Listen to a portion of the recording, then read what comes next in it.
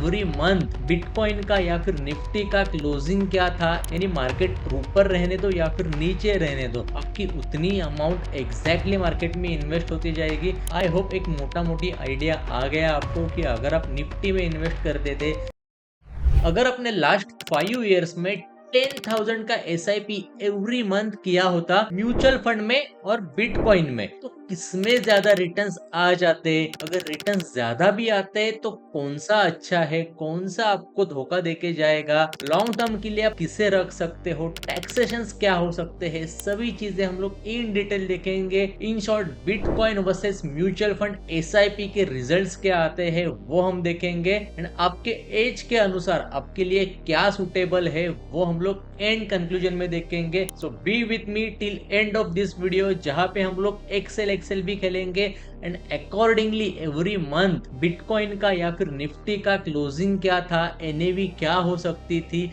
Actual and practical figures लेके decide करेंगे। अभी तक अपने चैनल को सब्सक्राइब नहीं किया है तो पहले सब्सक्राइब करना दोस्तों, ताकि ऐसे ही इंफॉर्मेटिव वीडियो आपको एवरी वीक आते जाएंगे। एंड ये वीडियो भी पसंद आए तो आपके फ्रेंड्स एंड फैमिली के साथ डेफिनेटली शेयर करना। ये वीडियो एजुकेशन पर्पस के लिए है, कोई भी एडवाइस मैं यहाँ पे नहीं दे रहा हूँ। डेटा डायरेक्टली एक्सेल कैलकुलेशन से उठाया है for SIP calculation of mutual fund and bitcoin. SIP यानी सिस्टमेटिक इन्वेस्टमेंट प्लान, जहाँ पे आप एवरी मंथ डिसिप्लिन से इन्वेस्टमेंट करते हो एंड आपको रुपी कॉस्ट एडवांटेज मिल जाता है, यानी मार्केट ऊपर रहने दो या फिर नीचे रहने दो, आपकी उतनी अमाउंट एग्जैक्टली मार्केट में इन्वेस्ट होती जाएगी, जिसके चलते अगर मार्केट नीचे रहेगा तो आपको ज्यादा यूनिट्स मिलेंगे, यानी आपकी ज्यादा इन्वेस्टमेंट हो जाएगी NAV में, यानी नेट एसेट वैल्यू में।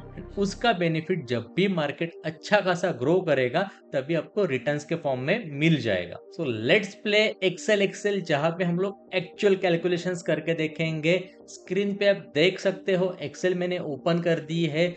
यहाँ पे फर्स्ट ऑफ ऑल आप डेट देख सकते हो, 1 सितंबर 2020 लॉकडाउन वाला ईयर है, पेंडेमिक ईयर है, लास्ट 5 इयर्स बैक। निफ्टी वो टाइम पे क्या था, वो पर्टिकुलर दिन के लिए क्या था, क्लोजिंग प्राइस हम देख सकते हैं। NAV हम लोग 10 से कंसिडर करेंगे, अगर फर्स्ट SIP के टाइम पे यानी एक न्यू फंड लॉन्च हो रहा है ऐसे कंसिडर करेंगे, NAV 10 का रहेगा। मंथली इन्वेस्टमेंट 10,000 रुपीज की रहेगी, cumulative investment every month increase होती जाएगी। यूनिट्स कितने लिए तो वो भी आप यहाँ पे देख सकते हो, टोटल यूनिट्स भी आप देख सकते हो कितने हो रहे हैं, यानी कितने इंक्रीज हो रहे हैं month on month basis, and portfolio value कैसे इंक्रीज होते जा रहा है वो भी आप देख सकते हो। सो यस दोस्तों, निफ्टी की वैल्यू एवरी मंथ इंक्रीज होती गई, जहां पे आप देख सकते हो टोटल 60 मंथ्स का ये डेटा है, एंड आज के डेट में यानी अगर आप देख सकते हो परसों के दिन भी 24/7 68 के आसपास निफ्टी ट्रेड कर रहा था, जो कि डेट रहेगी 18 अगस्त के दिन।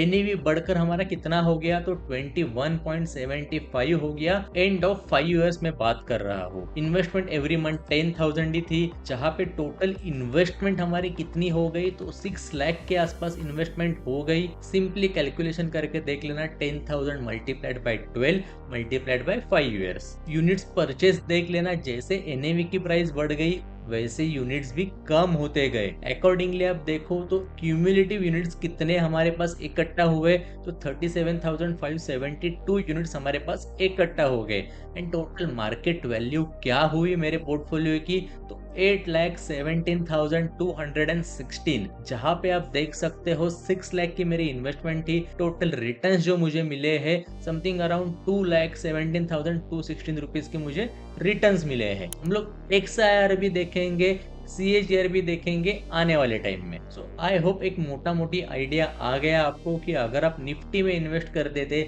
या फिर कोई basic large cap mutual fund में इन्वेस्ट करते थे तो आपको कैसे रिटर्न्स आ जाते। अगर आप XIRR देखोगे तो 11 to 12% के आसपास है, 13 भी कंसिडर आप कर सकते हो, क्योंकि अकॉर्डिंगली निफ्टी ने उतने रिटर्न्स दिए हैं, जहाँ पे टाइम वैल्यू भी कंसीडर होती है। एंड CAGR जो है 16-17% के आसपास आप एक्सपेक्ट कर सकते हो। एंड यही नहीं तो 2020 में देख सकते हो आप कि मार्केट अच्छा खासा नीचे आ गया था, निफ्टी ऑलमोस्ट 20 से 25% डाउन आ गया था। वही टाइम पे जो आपकी इन्वेस्टमेंट हुई थी उसके बाद मार्केट जो है स्टडीली इंक्रीज होते गया, जो आज तक बढ़ता ही आ रहा है। अभी लास्ट 1 ईयर में नहीं ऑल टाइम हाई दिया है। सितंबर में ऑल टाइम हाई को 1 साल हो जाएगा, जो 26,000 के ऊपर का ऑल टाइम हाई है। लास्ट 1 ईयर में दोस्तों लॉकडाउन के बाद ये फर्स्ट ईयर रहा है जिसमें हमें लाइफ टाइम हाई नहीं मिला। तो यही नहीं तो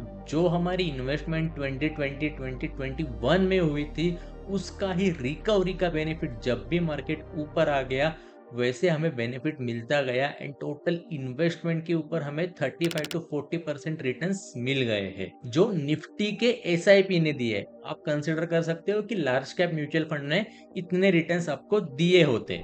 भी हम देखेंगे बिटकॉइन ने कितने रिटर्न्स दिए होते एसआईपी के थ्रू, जहां पे हम लोग कंसिडर करेंगे 2020 का 1 अगस्त में बिटकॉइन की प्राइस कितनी थी, तो $11,644 थी दोस्तों। यहाँ पे रुपीज की बात नहीं हो रही है, जो बीटीसी की प्राइस है वो डॉलर्स में है आज के दिन में भी। NAV 10 जैसे कि मैंने कहा कि एक फ्रेश इशू आ रहा है म्यूचुअल फंड का, वैसे ही हम लोग कैलकुलेशन कंसिडर करेंगे। Monthly investment 10,000 rupees, cumulative investment every month increase होते गई। यूनिट्स कितने परचेस हुए तो अकॉर्डिंगली NAV आपको पता चल जाएगा एंड क्यूमुलेटिव यूनिट्स कितने बढ़ते गए वो भी आपको यहाँ पे दिखाइएगा। यही नहीं तो आप यहाँ पे देख सकते हो कि जैसे जैसे बिटकॉइन की प्राइस बढ़ते गई, 1x नहीं, 2x नहीं, 3x नहीं, almost more than 5x bitcoin की प्राइस चली गई, यानी 5 गुना से भी ज्यादा बिटकॉइन बढ़ गया है लास्ट 5 इयर्स में। ये मैं मिनिमम कह रहा हूँ, उसके अलावा अगर आप एक्चुअल में कंसिडर करोगे तो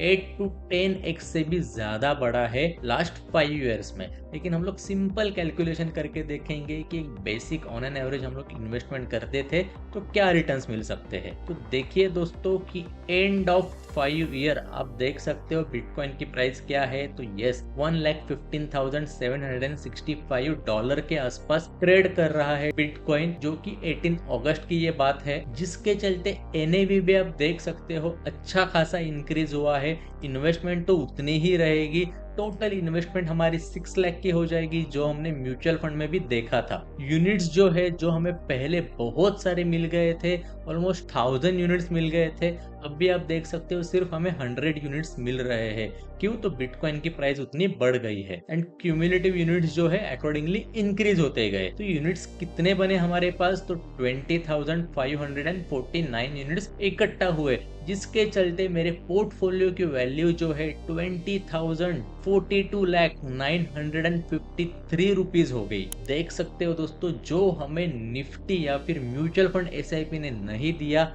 इससे कई गुना ज्यादा क्रिप्टो ने दे दिया है। लेकिन क्रिप्टो मार्केट क्या सर्टन है? क्या उसकी वॉलेटिलिटी आप मेजर कर सकते हो? तो नहीं दोस्तों।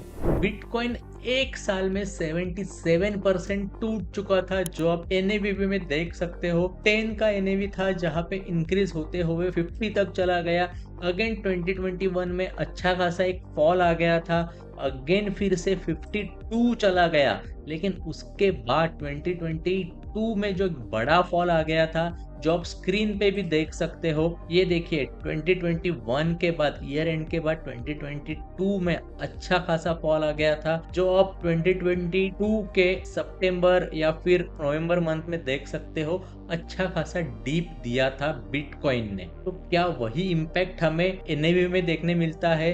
तो यस दोस्तों, आप यहाँ पे देख सकते हो कि 16 तक चला गया था, इवन 14 तक चला गया था। कौन से मंथ की ये बात है? 2022 नवंबर की बात है। So I hope you are understanding this concept. And corona pandemic की वजह से निफ्टी जो नीचे आ गया था, वो सिर्फ और सिर्फ 25% नीचे आ गया था, क्योंकि मार्केट जो है सर्टन मार्केट है, जो आप प्रेडिक्ट कर सकते हो। एंड बिटकॉइन के 2022 के ड्रॉप के बाद आप देख सकते हो इतनी बड़ी रैली आ गई, जो बिटकॉइन के प्राइजेस जो है $1 लाख क्रॉस कर गए। अब बिलीव नहीं करोगे, लेकिन 850% बिटकॉइन बढ़ चुका है लास्ट 5 ईयर्स में 850% हुआ क्या, यानी 800 यानी 8 गुना से भी ज्यादा बढ़ गया है, जिसके चलते मेरी पोर्टफोलियो की वैल्यू जो है मोर देन 20 लाख बन गई। अब भी देखते हैं कि टैक्सेशन क्या कहता है। अगर आप नॉर्मल इंडियन मार्केट में ट्रेड करते हो तो आपका जो भी लॉन्ग टर्म कैपिटल गेन है उसके ऊपर आपको 12.5% LTCG देना होता है, एंड जिसमें एग्जाम्पशन भी आप पा सकते हो 1.25 लाख का,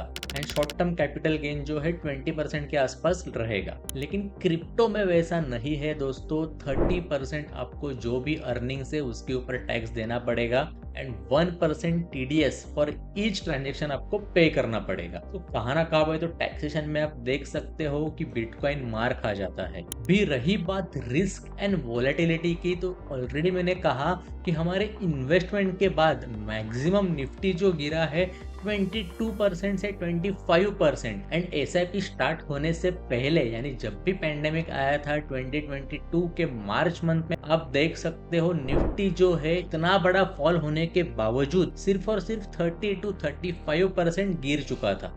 उसी के कंपैरिजन में इन्वेस्टमेंट स्टार्ट होने के बाद बिटकॉइन 77% डाउन आ गया था, जो आप प्रेडिक्ट भी नहीं कर सकते। वो टाइम पे होगा क्या कि अरे ऑलमोस्ट मेरी 1-1.5 साल इन्वेस्टमेंट अच्छी खासी हुई, अच्छा खासा रिटर्न भी मुझे मिला, लेकिन सडनली 77% ड्रॉप देख के कोई भी पैनिक हो जाएगा एंड इन्वेस्टमेंट जो है विड्रॉ कर लेगा। एंड यहाँ पे बात बनती है कि रिस्क एंड वोलेटिलिटी के फैक्टर्स में म्यूचुअल फंड या फिर इंडियन स्टॉक मार्केट या फिर निफ्टी आप कह सकते हो बाजी मार जाता है। एज पर एक्सेल कैलकुलेशन हमने देखा कि यस, बिटकॉइन में SIP करते थे तो 20 लाख तक हमारा कॉर्पस बन सकता था, एंड वही म्यूचुअल फंड में हमारे सिर्फ और सिर्फ 8 लाख बने। क्रिप्टो ने अच्छा खासा रिवॉर्ड तो दिया, लेकिन उसी के ही साथ अच्छा खासा ड्रॉबैक भी बहुत सारे जुड़े हुए हैं।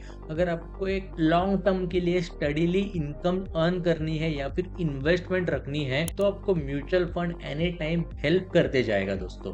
अगर आप core portfolio and satellite portfolio की बात करोगे तो 80% आपकी इन्वेस्टमेंट जो है वो म्यूचुअल फंड में होनी चाहिए, एंड 20% आपकी इन्वेस्टमेंट जो है क्रिप्टो करेंसी में होनी चाहिए। अभी आप पूछोगे कि यस मेरी उम्र तो 22-25 है, तो यस दोस्तों आप आपका डिसीजन ले सकते हो 50-50 रखने का, लेकिन 50% से ज्यादा क्रिप्टो में इन्वेस्टमेंट मत करना, क्योंकि अभी भी इंडिया में लीगल माना नहीं जाता है।